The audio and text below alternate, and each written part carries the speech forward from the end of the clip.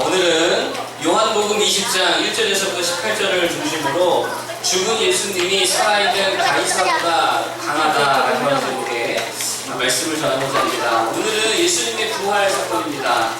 우리 삶에 부활이 일어나기를 축복합니다. 가정에도 좀 부활이 일어나야 되겠죠. 또 사업장에도 부활이 일어나야 되겠죠. 또 건강, 거기에 부활이 임하기를 주고 있습니다. 예수님의 부활의 능력이 모든 영역 가운데 임하기를 축복합니다. 애들도 어떻게 보면 부활하는 거 아니에요? 그렇죠? 성경을 통해서 신령이 살아나고 부모 성장하기 이쪽에 부활이죠. 이런 부활의 역사가 우리 모두에게 임하기를 축복합니다. 우리 삶에 부활이 일어나기 위해 중요한 게 있는데 몇 가지를 오늘 살피고자 합니다. 첫 번째는 뭐냐면 생각비우기라는 거예요. 생각비우기. 생각을 비워야 된다. 일종의 고정관념 같은 건데 그게 우리의 부활의 경험들을 다 막고 있다는 거예요. 고정관념, 내가 가지고 있는 내 생각의 패러다임이 주님의 부활을 경험하지 못하게 막고 있다라고 하는 거예요.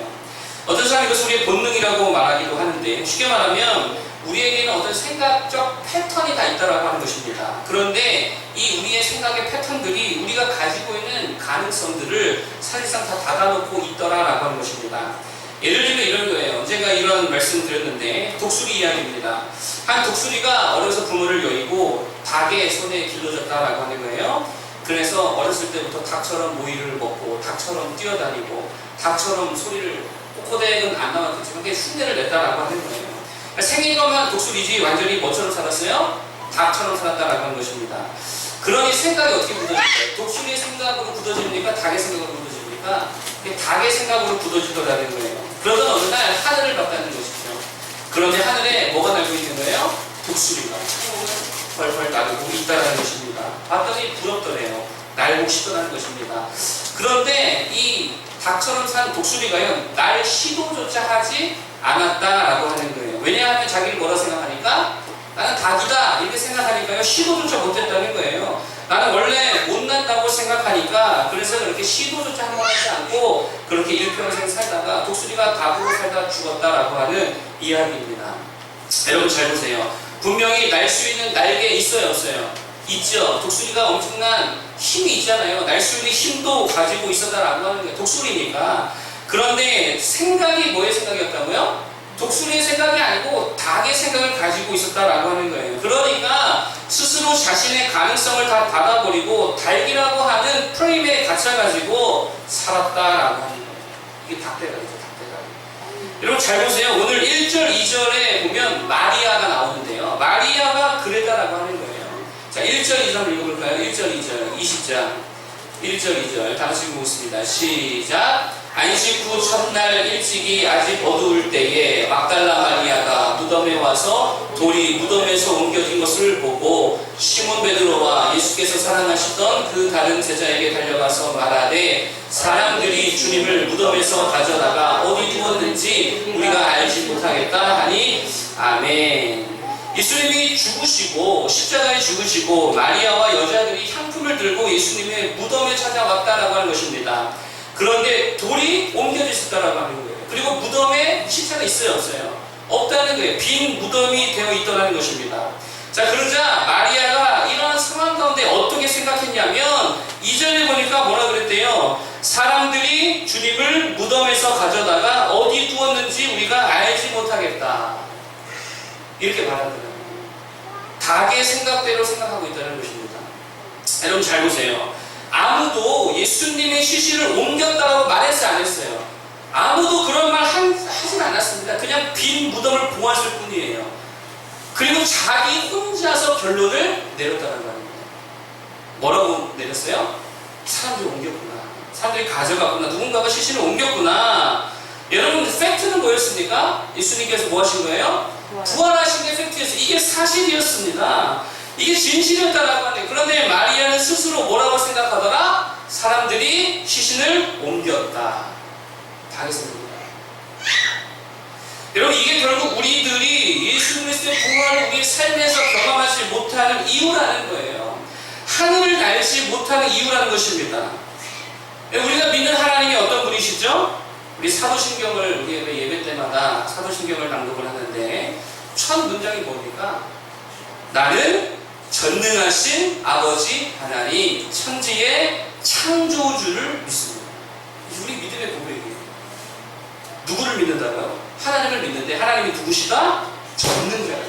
전능자. 전능자예요. 전능자. 능치 못함이 없는 분. 전능자. 그리고 하나님이 누구냐? 천지를 만드신 창조주라는 거예요. 창조주라는 말이 무슨 말씀이십니까? 재료가 없어도 아무것도 없어도요 다 만들 수 있다는 게 없다는 거예요. 만들 수 있다는 거예요. 조립자가 아니라 창조주라니까요. 여러분, 하나님께서는요 에너지 보존 법칙, 질량 보존 법칙 이따위 것과 상관없이 무에서 유를 만드실 수 있다는 거예요. 우리가 믿는 분이 어떤 분이라고요? 창조주. 그리고 전능자. 근데 우리 생각은, 우리의 믿음은 어느 정도 수준이에요? 전능자를 믿는 믿음의 수준이 아니라 전능가 정도를 믿고 있다는 거예요. 나보다 조금 능력 있는 정도의 하나님을 믿고 있다는 거예요. 그러니까 불가능한 것을 못 믿고 내가 생각해도 가능성이 조금 있는 것들만 믿고 있다라고 하는 거예요. 그러니까 마리아가 오늘 부활을 전혀 예상조차 못하고 있다라고 하는 거예요.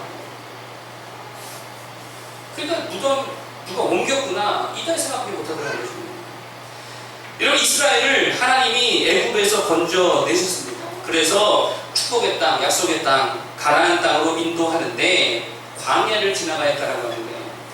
광야 먹을 게 있습니까? 없습니까? 없죠. 마실 거 있어요? 없어요? 마실 것도 없죠. 그게 광야입니다. 그러니 이스라엘 백성들이 뭐라고 생각하냐면 광야는 아무것도 없으니까 여기서 우리가 다 굶어 죽겠구나. 왜요? 광야니까. 광야는 아무것도 없습니다. 이게 전형적인 닭의 생각이다. 닭다리의 생각. 광야에는 아무것도 없지만 그러나 누가 함께하고 계시죠? 그들과? 하나님이 함께하고 계시잖아요. 하나님이 누구시라고요? 전능자, 창조주.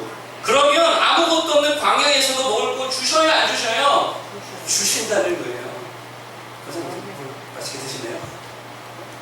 주신다고 이렇게 누가 하나님이 주셨나 보다. 하나님 주신다고 먹을 거를. 물도 주셔요 안 주셔요? 물도 주십니다. 보세요. 하늘에서 만나 내리시잖아요. 반석에서 물을 내시잖아요. 그러니까 없는 것 가운데 주신다고요. 전능자, 창조주라는 거예요. 그래서 모세가 광야 이스라엘 백성들에게 모세의 오경을 처음 써준 거 아닙니까? 그게 모세 오경 아닙니까? 그때 그 광야 이스라엘 백성들에게 말했던 최초의 메시지가 뭐냐? 창세기 1장 1절이 뭡니까? 태초에 하나님이 천지를 창조하셨다라고 하는 거예요. 그걸 알라는 거예요. 광야에서 아무것도 없을 때 불평만 하고 자기 생각에 갇혀가지고 어떤 가능성도 바라보지 못한 자들에게 야 이놈들아 하나님이 천지를 만드셨어 이놈들아. 광야 아무것도 없는 상황 속에서 하나님은 무엇이든 만드실 수 있는 분이야. 그걸 믿으라고 창세기를 썼거든요. 하나님이 천지를 만드신 줄 믿습니다. 식물도 만드셨어요. 동물도 하늘의 새와 바다의 고기와 땅의 들짐승도 하나님이 만드셨잖아요. 그거 믿으라고 메시지를 줬다는 거예요. 여러분, 제발 상황 보고 혼자 다 판단하지 않기를 바랍니다. 자기 생각이라고요. 닭의 생각이라는 거예요. 건강 좀 나빠졌다고 인생 끝입니까? 아니잖아요. 의학적으로 병 고칠 방법 없으면 끝입니까? 여러분, 근데 그런 거 아십니까? 기적적인 치유는요, 감기 걸렸을 때 더 많이 일어날까요? 불치병에서 더 많이 일어날까요? 감기 나아버리고 기적이라고 말하지 않습니다. 하나님은 불치병일 때 더 많은 기적을 일으키시더라라고 하는 것입니다. 불치병, 난치병이니까 하나님이 어떻게 하세요? 직접 고쳐버리신다. 광야니까 땅에서 음식을 주지 않고 어디서 주셔요? 하늘에서 주신다. 죽었으니까 뭐가 있는 거예요? 부활이 있는 거예요.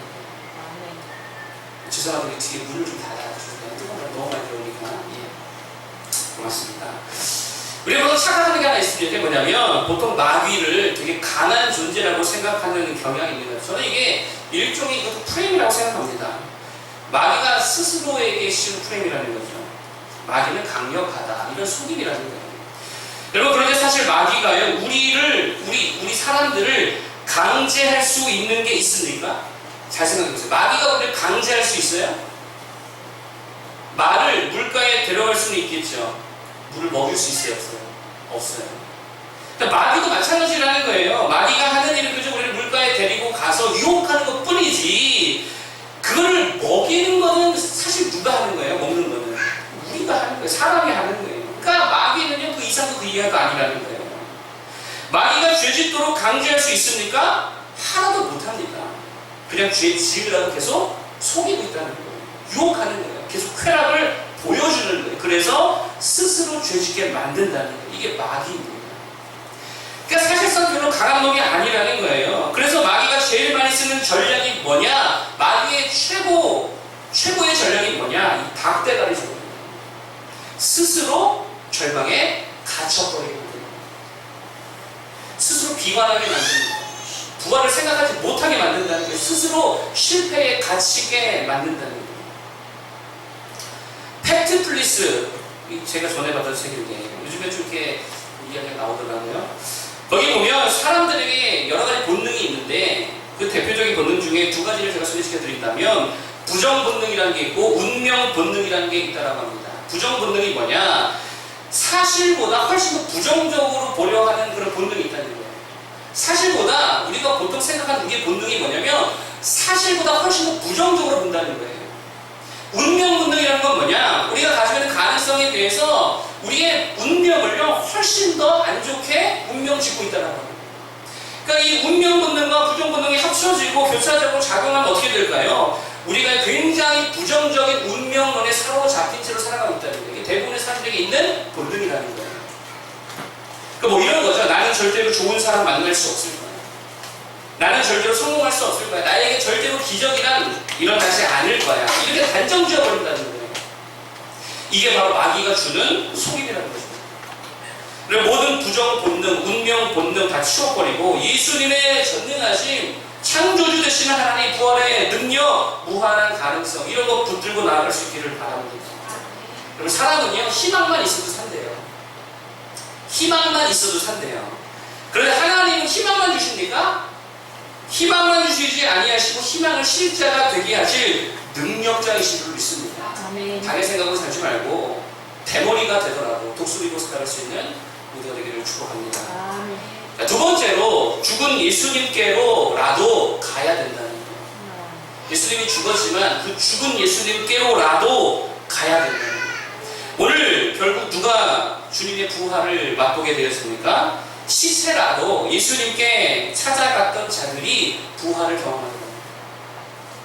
여러분 예수의 무덤이 당시 어떤 의미였습니까? 그때만 하더라도 예수님의 죽음은요 구원을 상징하지 않았겠어요. 그때는 몰랐으니까. 그때만 하면 예수님의 죽음은요 실패를 의미했습니다. 패배를 의미했습니다. 이때만 해도 그냥 죽음이었다라고 하는 거예요. 그게 예수님의 죽음과 무덤이었습니다. 죽은 예수, 실패한 예수, 패배한 예수님이었지만 그래도 그 자리로 가면 거기서 희망과 능력과 부활을 보게 되더라고요. 무슨 말이냐? 여러분 기억하십시오. 아무리 기독교가 부패했다 하더라도, 아무리 목사들이 타락했다 하더라도, 아무리 교회가 뜨겁지도 않고 차갑지도 않다 하더라도, 별 볼 일 없고 막 돈만 밝힌다 하더라도 죄송하지만 교회 외에는 생명 얻을 곳이 없다라고 합니다. 구약 성경에 보면 사무엘상에 한나라고 하는 여인이 나옵니다. 한나는요 불임 여성이었어요. 아이를 못 가졌어요. 그래서 남편이 다른 부인을 더 가지고 그 남편이 처음으로부터 엄청나게 멸시천대 무시를 받았던 여자였습니다. 그게 얼마나 원통하겠습니까? 그래서 이 원통함을 가지고요 하나님께 가서 성전에 가서 기도했다라고 하는 거예요. 여러분 자 그런데 중요한 게 뭐냐면 그때 당시에 그 성전 교회에 담임 목사님이 누구였어요? 엘리 목사님, 엘리 제사장. 엘리가 어떤 사람이었냐? 쉽게 말해 타락한 목사였습니다. 엘리는요 전형적인 타락한 목회자였어요. 엘리의 자녀들은요 교회에서 여자들과 통관했습니다. 그리고 교인들 헌금 몰래 훔쳐다가 횡령하고 엘리는 그거 알면서 다 알면서 자식들이 이런 말도 안 되는 소리 하는 걸 다 알면서도 그저 방관하고 자기도 그 헌금 가져다가 그걸로 가져온 고기 먹고 배 터지게 먹고 아주 그냥 뒤룩뒤룩 살만 쪄가지고요 양고기 처먹고 소고기 처먹고 그래서 엄청나게 살찐 제사장 완전 타락한 목사 타락한 교회가 그 성전이었고 그 제사장이었다고 합니다. 가고 싶어요, 안 가고 싶어요? 안 가고 싶죠. 그런데 거기 가서 한나가 기도했다는 거예요. 한참을 기도하니까요, 이 엘리 목사 영적으로 아무것도 알지 못하는 이 영적으로 무지한 엘리 목사가 와가지고 그러더라는 거예요. 뭘 그렇게 중얼중얼대냐고. 아니 기도하고 있으면 그거 모릅니까? 기도하고 있는 여인에게 와서 뭘 중얼대냐고, 술 취했냐고, 너 술 먹지 말라고 이러더라는 거예요. 그러니까 기도를 오랫동안 해본 적이 없으니까 기도하는 줄 모르고 술 취해서 헛소리하고 있다고 생각했다라고 합니다. 그때 한나가 듣기만 해도 열받지 않습니다. 기도하고 있더니 와가지고 너 술 취냐, 술 끊으라고 기분 나쁘잖아요. 근데 한나가 그때 이렇게 대답합니다. 내게 이런 분통이 있는데 이러이러한 일들로 내가 술 먹은 게 아니고 기도한 것입니다. 저를 악한 여자로 보지 마옵소서. 그때 엘리가요, 그래도 제사장에 가고 제사장 노릇을 했습니다. 주의 이름을 선포합니다. 평안히 가라. 이스라엘의 하나님께서 내가 기도하여 구한 것을 허락하시기를 원하노라. 어쩌면 엘리가 이 한나가 빨리 내 집에 갔으면 좋겠다는 생각이 귀찮아서 그랬을 수도 있겠죠.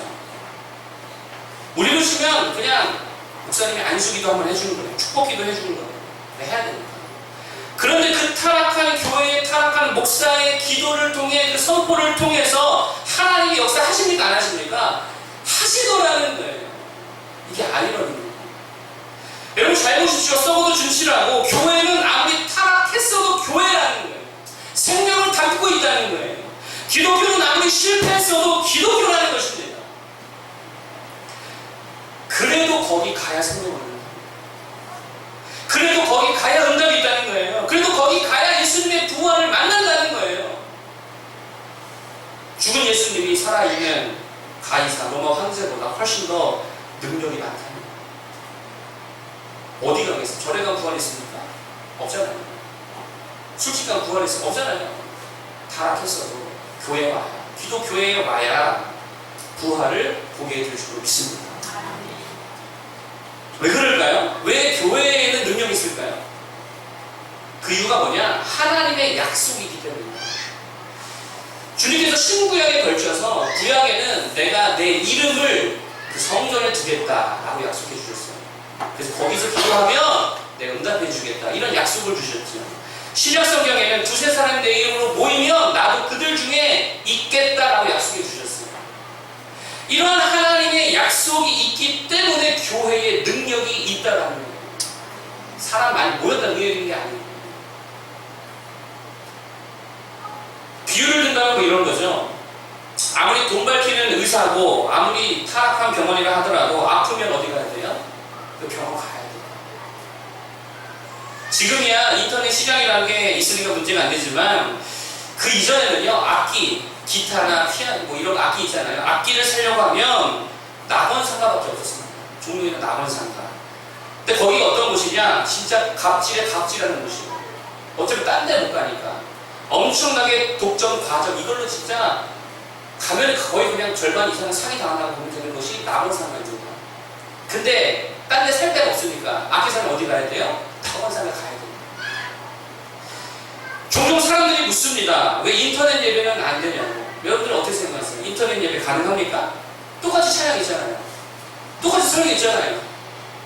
똑같이 기도 있잖아요. 헌금도 뭐 계좌로 붙이면 되잖아요. 근데 왜 인터넷 예배는 왜 안 돼요? 왜 꼭 모여서 예배해야만 하지요? 왜 그래야 되지요? 뭐가 있습니까? 하나님의 약속이 여기에 있습니다. 여러분 물론 유튜브에 설교 잘하시는 설교 놀려줘도 들으시면 돼요.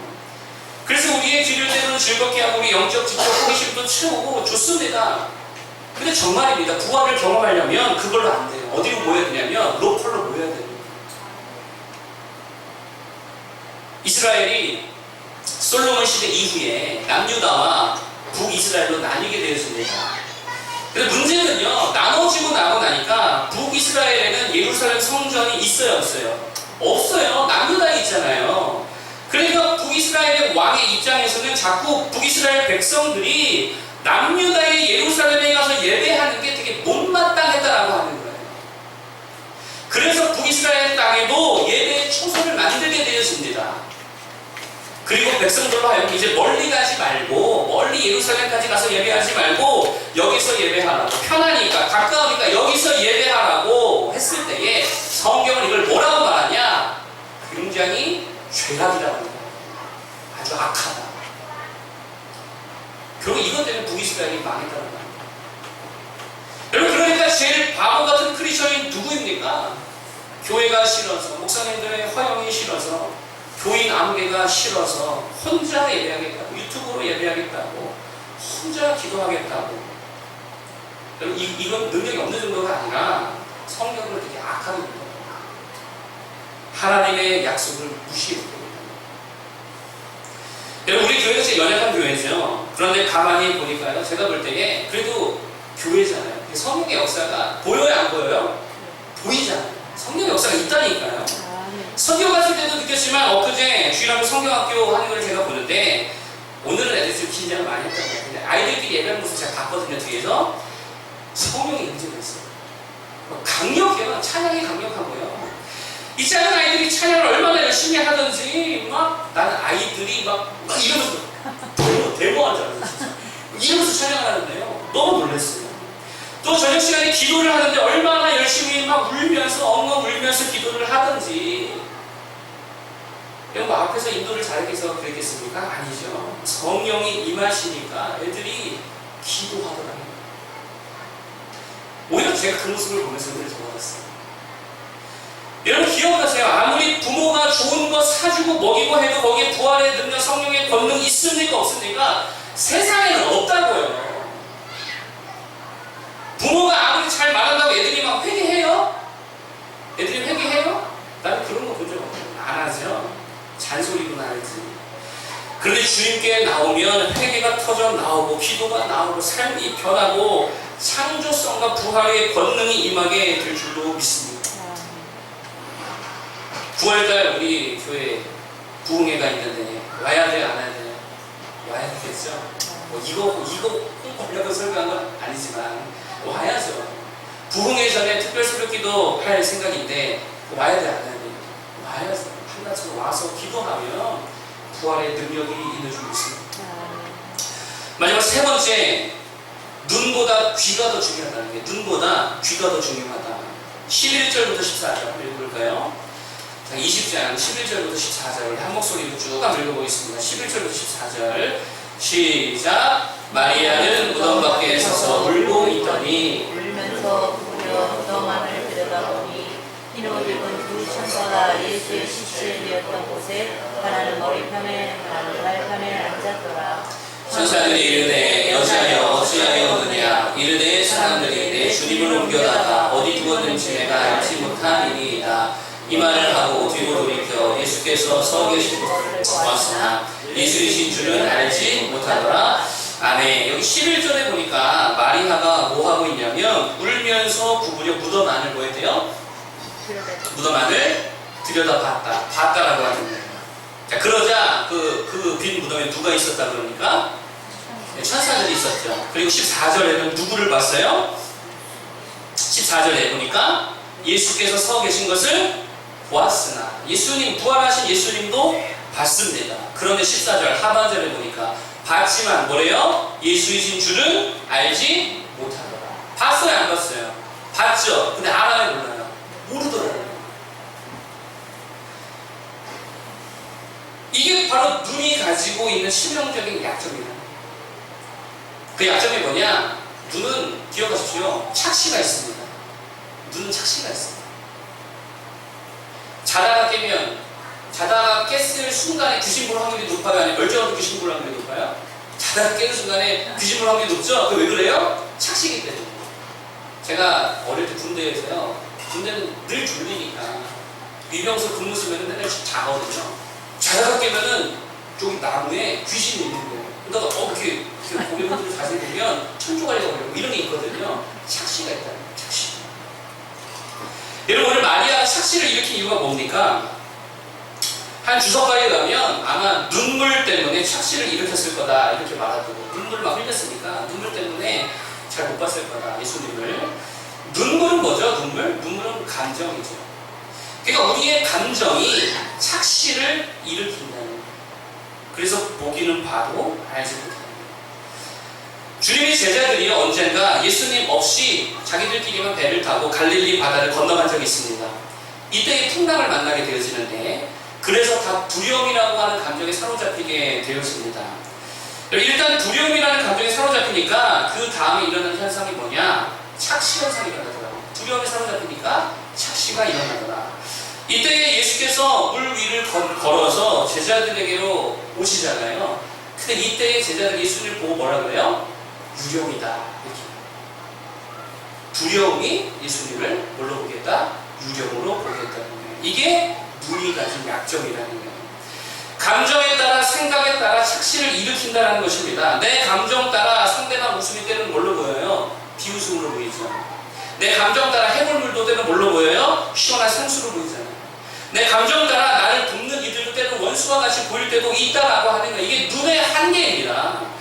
따라서 오늘 마리아는 주님을 무엇으로 알아보느냐? 16절에 보니까, 자, 16절 보겠습니다.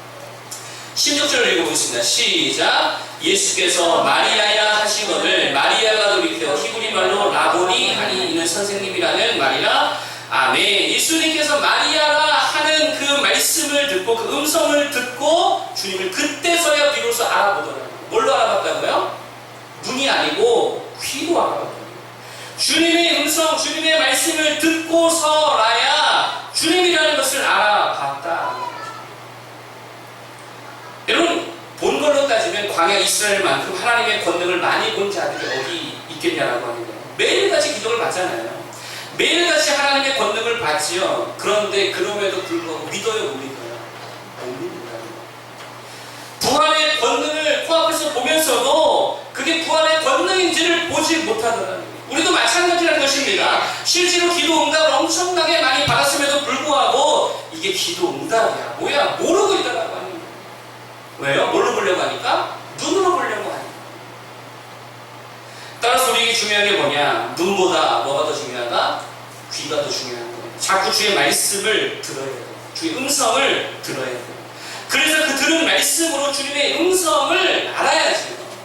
이게 동산직의 음성인지 마귀 음성인지 예수님의 음성인지 말씀을 가지고 그 말씀으로 판단해야지요. 귀가 듣는 게 얼마나 중요하냐? 우리 교사들이 성경학교를 준비하면서 가정통신문을 이렇게 출력을 했습니다. 아이들 나눠주려고. 출력하고 보니까 가정통신문을 봉투에 담아서 발송해야 되잖아요. 아니, 봉투가 없는 거예요. 그래서 옆에서 한 청년에게 여기 편의점에 가면은 흰 봉투가 있다고 가서 흰 봉투 한 10대짜리만 사오라고 시켰어요. 청년이 열심히 갔습니다. 갔더니 전화가 오더라는 거예요. 그들이 이렇게 말해요. 흰 봉투에 편의점 로고가 있대요. 흰 봉투에 편의점 로고가 있대요. 그래서 내가 그 얘기를 듣고 흰 봉투에 왜 편의점 로고가 새겨져 있지? 너무 궁금한 거여서 야, 사진을 좀 찍어서 보내봐라. 그랬더니요, 알고 났더니 이 친구가 흰 그 종이봉투가 아니라 비닐봉투를 가서 살려고 했던 거예요. 그 흰 봉투 사와라 이 말만 듣고 가정통신문 담는다는 얘기는 못 듣고 흰 봉투만 사와라 내가 가가지고 흰 비닐봉투를 사가지고 오려고 하는데 편의점 로고가 흰 봉투에 있으니까 전화를 하는 거예요. 이만큼 듣는 게 중요하다는 거예요. 우리가 왜 삶에서 부활과 상관없이 살아가느냐? 여전히 부활하신 주님은 살아 계시잖아요. 그럼에도 불구하고 왜 부활의 능력과 상관없이 사느냐? 말씀이 없어서 그렇다는 거죠. 중간에 3절부터 10절까지를 보면 베드로와 다른 한 제자의 이야기가 나옵니다. 이들의 문제도 뭐냐면 말씀이 없었다는 거예요. 여러분 잘 보세요. 예수님께서 공생의 기간에 십자가에 지시기 전에 제자들에게 내가 죽고 나서 부활하겠다 말씀하셨어요, 안 하셨어요? 성경 보면 3번 이상 하셨습니다. 내가 죽고 나서 부활하겠다. 그런데 지금 제자들이요 그 말씀 다 잊어버리고 뭐만 의지하고 있어요? 눈만 의지하고 있는 거예요. 눈만. 그래서 5절에 보니까 5절 한번 볼까요? 5절. 자, 5절에 보니까 베드로가 어떻게 했냐? 시작. 구부려 세마포 누린 것을 보았으나 들어가진 아니하였더니. 또 6절에도 시작. 시몬 베드로는 따라와서 무덤에 들어가 보니 세마포가 놓였고. 7절도 또 머리를 쌌던 수건은 세마포와 함께 놓이지 않고 다른 곳에 쌌던 대로 놓여 있더라. 그러니까 다 봤다는 거예요. 그리고 어쩌면 이들도 동산직이라고 착각한 예수님을 봤을 수도 있겠죠. 예수님 그 자리에 계셨으니까. 그런데 그 마음 가운데에 주님께서 하셨던 부활에 대한 말씀이 없으니까 보고도 모르더라고요. 말씀이 없으니까 보고도 모르더라고요. 여러분, 엘리야가 이세벨을 피해서 호렙산 동굴에 숨었을 때에 주님께서 이렇게 말씀하십니다. 야, 너 동굴 밖에 나가서 한번 서봐. 그래서 거기에 나가서 섰더니 갑자기 크고 강한 바람이 막 산을 가르고 바위를 쪼개고 땅이 흔들리고 막 불이 임하고요. 놀라운 시각적 효과들이 막 일어났다는 거예요. 그런데 그때 성경이 이렇게 말합니다. 지진 가운데에도 불 가운데에도 여호와께서 계시지 아니하라. 시각적으로 아무리 막 휘황찬란한 일들이 일어난다 하더라도 거기에 주님이 있었대요, 없었대요? 없었대요. 그런데 성경이 이렇게 말합니다. 불 후에, 불이 막 일어난 이후에 세미한 소리가 있는지. 주님이 어디에 임재하셨다는 거예요? 말씀이 임재하셨다. 무슨 말입니까? 우리는 자꾸 눈을 의지하여서 신앙생활을 하고, 그래서 막 난리가 나고 지진이 있고 불이 임하고 뭔가 눈에 보이는 것들이 있을 때에만 주님이 나와 함께 하시구나.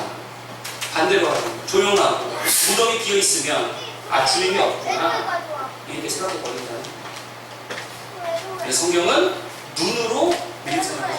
뭘로 해라? 귀로 해라. 말씀을 듣는 자들에게 축복합니다. 그때 이 부활을 볼 수 있잖아요. 그리고 한 가지 더 말씀드린다면 더 중요한 것은 말씀을 자주 들어야 된다. 어떻게 들어야 된다고요? 자주 들어야 된다고요. 그래야 주님 음성이 익숙해지잖아요. 마리아가 마리아야 하는 말이 주님 음성인 줄 알았잖아요. 이 말은 무슨 말이에요? 주님 음성을 똑똑히 기억하고 있다는 거예요. 그러려면 어떻게 됩니까? 주님 음성을 자주 들었겠어요. 여러분, 작은 변화가 큰 차이를 만든다는 거 아십니까? 이런 이야기가 있어요. 하루 1%씩 성장하면 1년이면 몇 배가 성장할까요? 1%씩 성장합니다. 적게 잡아서 쉽게 말하면 3배 정도 성장한다고 봅시다. 365일이니까. 2년이면 몇 배? 2년이면 9배겠죠. 3년이면 27배. 여기에 복리까지 계산하면 엄청난 성장을 하겠죠. 그 중요한 게 뭐냐? 작지만 꾸준할 때에 거기에 능력이 있다는 거예요. 원숭이와 인간의 유전자의 차이가 몇 프로래요? 1%래요. 원숭이와 인간의 유전자적 차이가 1%밖에 안 돼요. 근데 이 1%가 엄청난 차이, 무한대의 차이를 만들고 있다는 거예요. 하루 24시간에 1%는 몇 분일까요? 15분이래요. 내가 계산한 걸 제가 봤어요. 15분이래요. 하루에 15분만 내 인생의 변화를 줘도 엄청난 혁신이 일어난다. 그런 내용이었던 것 같아요. 우리의 문제가 뭐냐? 한 번에 99%를 바꾸려고 하니까 1%도 못 바꾸더라고요. 포기해버립니다. 그런데 1%만 바꾸면 99%는 따라오게 되어 있다는 거예요. 무슨 말이냐? 교회도 마찬가지라는 것입니다. 작은 변화부터 작은 일부터 실행해야 된다는 말이에요. 우리가 하루에 15분만 말씀 듣는데 투자한다면 하루 15분만 엄청난 변화가 일어나게 된다는 거예요. 하루에 첫 시간 30분 새벽 기도 투자한다? 이렇게 5년이 쌓이고 10년이 쌓이잖아요. 안 변할 거예요. 엄청나게 변한다는 거예요. 주일날 예배, 주일 성수만 열심히 일주일에 30분 설교 열심히 듣고 실행하고 기억하고 그 믿음의 말씀이 매주 쌓이게 된다면 변화가 없습니다. 엄청난 변화가 일어난다는 것입니다. 여러분, 말씀을 맺고자 합니다. 우리의 삶에 예수님의 부활의 능력을 맛보기 위해서 3가지가 중요하다. 첫 번째, 생각을 비워라 그랬죠. 생각 비우기가 뭐냐? 일종의 우리 안에 있는 고정관념, 사고의 틀, 이 닭대가리 생각을 다 깨라는 거예요. 모든 가능성, 주님 안에 있는 모든 가능성을 다 열어두라는 것입니다. 생각의 닭장에서 나오라는, 부활을 배제하지 말라라는 것이죠. 하나님의 창조 사역에 대한 가능성을 다 열어두라는 거예요. 그럴 때에 부활이 임하게 될 줄 믿습니다. 두 번째, 죽었어도 예수님이 생명이에요. 아무리 못해도 교회가 생명이에요. 아무리 못났어도, 아무리 더러워도, 치사해도, 타락했어도 교회 안에 생명이 있는 줄 믿습니다. 말씀 안에 생명이 있는 줄 믿습니다. 기독교 안에 생명이 있다라고 합니다. 세상 어디 가보세요. 영생과 부활이 있는지 없습니다. 주님께만 있습니다. 마음에 안 들어도 교회는 교회입니다. 교단을 떠나서 어느 교회라도 교회 가야 되는 거예요. 썩어도 충실한 거예요. 왜냐하면 교회는 뭐가 있다? 하나님의 약속이 있는 거예요. 사람 보는 거 아니죠. 하나님의 약속 보고 가는 것입니다. 하나님의 약속하신 내가 거기에 있겠다. 내 이름을 두겠다. 내 영광을 두겠다. 내가 거기서 너와 만나주겠다. 교회가 뭐 대단해서가 아니라 하나님의 말씀의 약속이 거기에 있기 때문에